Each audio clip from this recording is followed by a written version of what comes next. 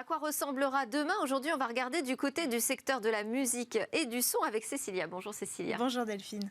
Alors oui, je vous présente aujourd'hui une technologie capable en réalité de transformer n'importe quelle surface en haut-parleur, en enceinte même précisément, que ce soit du plastique, du bois ou divers.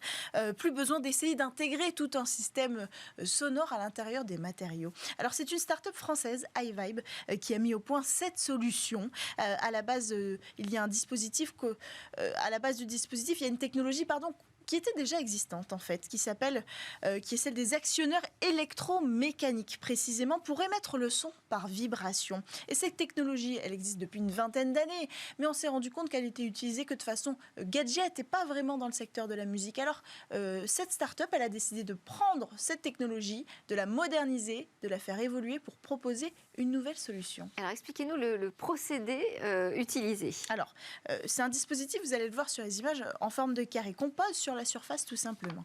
Et puis à l'intérieur, il y a ces petits moteurs, ces fameux actionneurs électromécaniques. Ce sont eux qui vont vibrer sur la surface pour émettre du son.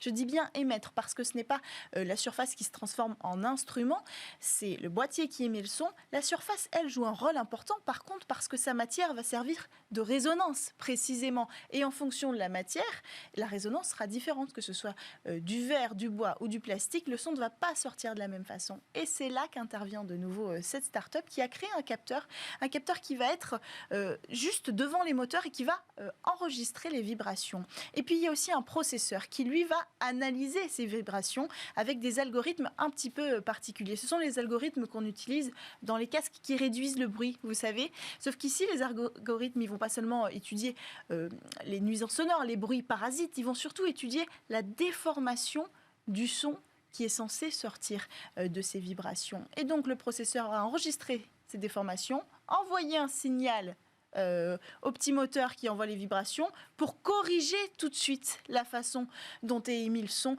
Et donc, comme ça, on va avoir un son qui va être complètement dénudé de toute déformation sonore qui se rapprochera de la qualité d'un son EFI.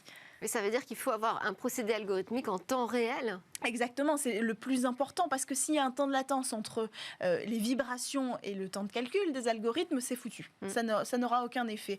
Alors bien sûr, des différences de son sont assez imperceptibles à l'oreille, mais en réalité, elles jouent un énorme rôle dans les algorithmes. Donc, pour ça, la société elle a créé une carte électronique à l'intérieur du processeur à très très faible latence. C'est aussi sa qualité dans cette technologie. Elle a la capacité de calcul de l'ordre de quelques microsecondes contre quelques millisecondes pour les cartes classiques. Nous, on ne l'entend pas à l'œil nu, à l'oreille nue plutôt. Oui.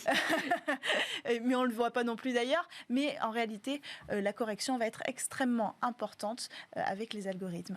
Alors, quelles sont les applications imaginées par l'entreprise? Alors, pour l'instant, iVibe travaille avec principalement des gros entrepreneurs dans l'automobile. Ça, c'est le secteur qui est le plus intéressé. Parce qu'imaginez, avec cette solution, on peut supprimer 90% du matériel audio à l'intérieur d'une voiture. Ça veut dire qu'à une époque où on cherche de la place pour mettre des nouvelles batteries, c'est très important. L'ameublement aussi est intéressé, meubles augmentés, l'électronique pour les télés.